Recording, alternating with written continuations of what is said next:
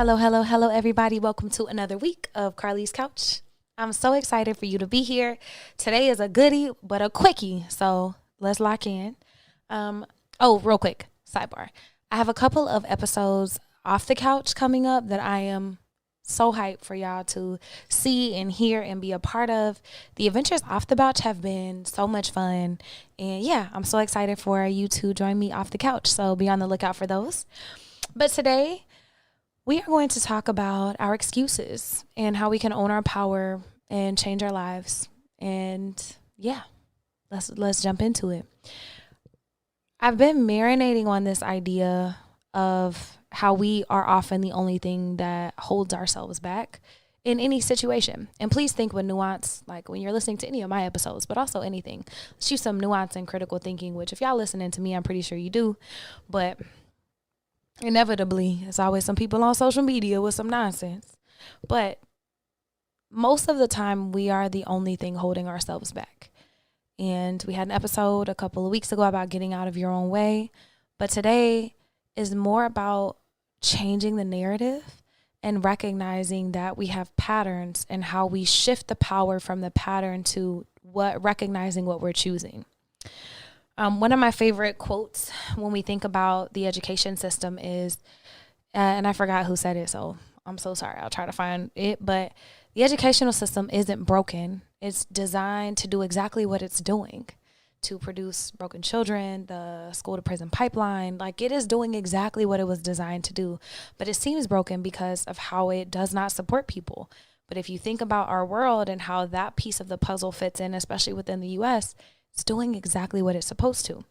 And when we think about that same system, what is your system designed to do?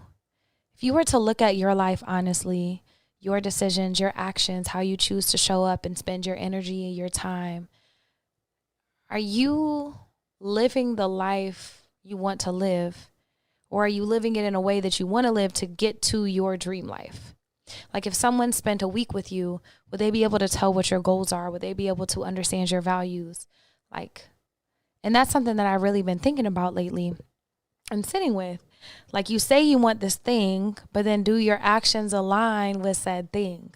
Like, for example, you say you want to get fit, but you don't ever go to the gym. You don't eat healthy. You're not intentional about your food. You're not tracking anything. You say that you want to grow your business and post more on social media, but then you don't do it. You say you want to write a book, but then you don't do it. You say you want to start a blog, but you don't do it. And the list goes on and on. There's a million things that we say we want to do, but we don't. Why don't we do it? Why don't we write the book? Why don't we go to the gym? Why don't we work out or eat healthy or save up for a vacation with our family? Why don't we do the things we say we do? In Adlerian psychology, they would tell you, you can change your life the moment you stop asking, why am I like this? And start asking, what am I choosing?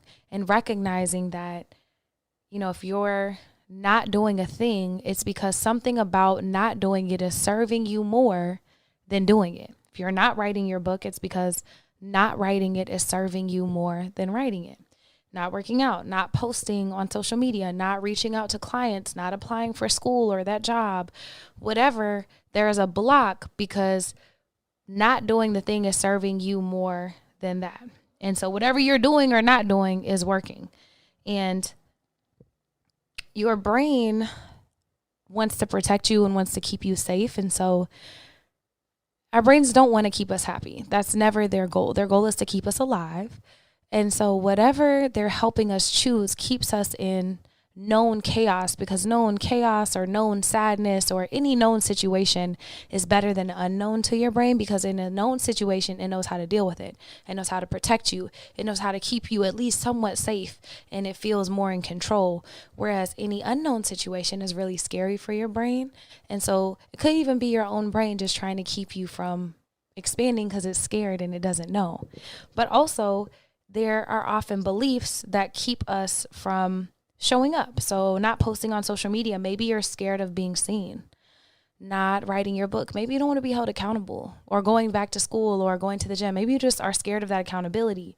Maybe you're scared if you actually start reaching out to clients, you'll get them and then you won't succeed, or you'll fail, or you will succeed. Maybe you're scared of failure or of succeeding.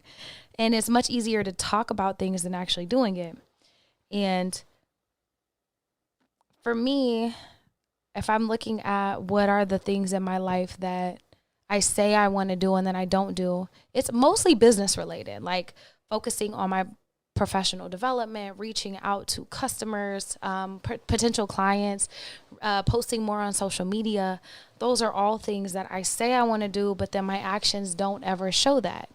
And it could be any of those reasons, but what I'm recognizing and thinking about is, like, that's a pattern in my life. But then shout out to Bashar, Bashar. You can look him up on YouTube. He's very cool and very ethereal in helping you think and process, like metacognition, how we think about ourselves and our thoughts. But he says, like, the moment you notice something is a pattern, it stops just being this pattern in the background. It stops being this operating system in the background, and it becomes a choice. So that is not a pattern for me anymore. That's a choice to not post on social media. That's a choice to not reach out for new clients. And so thinking about where in your life is there a misalignment for something you say you want to do, but then the actions aren't necessarily following through. And what I'm not saying is that anything you say is something you actually mean, because you might just be saying it to sound cool. Like, oh, I'm gonna go back to school and get a doctorate, knowing good and damn well you do not want to go back to school. That's fine. But you may feel like you have to say that to get somebody off your back. I'm talking about the things you actually want to do, but just don't seem to take the actions to do. And recognizing that, your brain could be trying to protect you, but the moment you notice that pattern, that you're not doing the thing that you said you wanted to, that it's your choice. And look how powerful you are. You've been choosing to not do that thing for so long. Let's figure out why. Because if the end goal, like A plus B equals C, if you A said you want to do it, but you're never getting to B, then you can never get to C. So let's figure out why that is. Like, it's often easier to be like, oh, I can't post on social media because I'm so tired and I'm so busy. But girl, I be scrolling. So all that time I spend on social media, I could just be posting. And I can't even give the excuse that I don't take content, because I be recording. I just don't post it. So what is the bigger deal? And so my work in this situation, now that I recognize that I'm choosing this thing that is not serving me in the ways that I wanted to, is to figure out, how is it serving me? Maybe I have a fear of being seen. Maybe I think nobody will care. Maybe I'm scared if I do post it and I still don't get any customers for my business, or whatever the thing is. And just recognizing that that's okay. I think that sometimes we're too scared to try, and we would rather live with, oh, I can't do it because I'm just so busy. And we always make the obstacle something outside of ourselves. But the obstacle is not something outside of yourself. The obstacle is you. But if you're the obstacle, then you're also the solution. And you are so powerful. You get to create this beautiful life in whatever way you want to. So reclaim your power and recognize, like, you can really do anything you want to. And as far as we know, we only have one life. So why not spend it doing something that you actually want to do? So tuning in, I'll say the next steps are tuning in with some things you actually want to do in your life, or for yourself, or for your family, whatever those things are.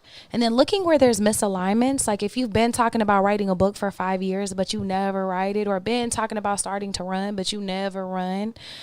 I would challenge you to, one, just start. And then once you start sitting with, well, what are the fears that are coming up for me? What am I scared of by putting on these running shoes? I'm gonna get injured.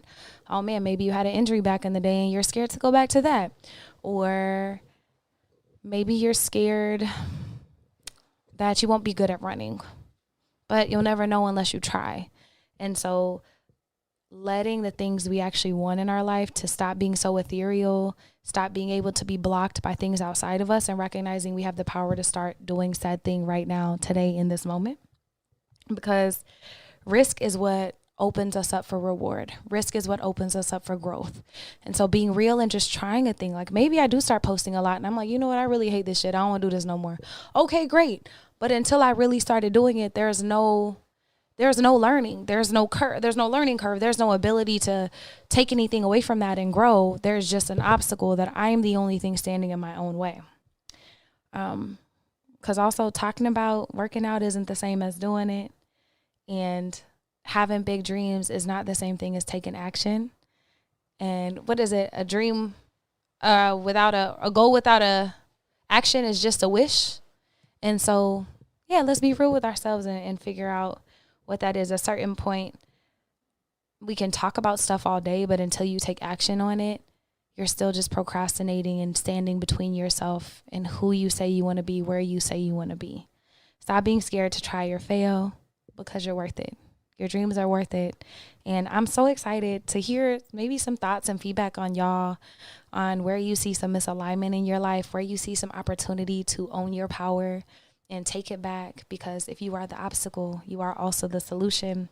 Again, I was mulling over this idea for a while in life, just recognizing where I have my own misalignments. Talking about in therapy, all that, Bashar. But then I also read this amazing Substack, Your Excuses Are Working by Maxine Goins. Shout out to Justin for sending it to me. Jason, I'm so sorry. Shout out to Jason for sending it to me. I will put it in the comments, like I'll tag it. So if you want to do some further reading on Substack, you can also follow me there. And I hope y'all have a beautiful day. I'll catch y'all next week. And I actually think next week might be an Off the Couch episode. So stay tuned. Bye, y'all.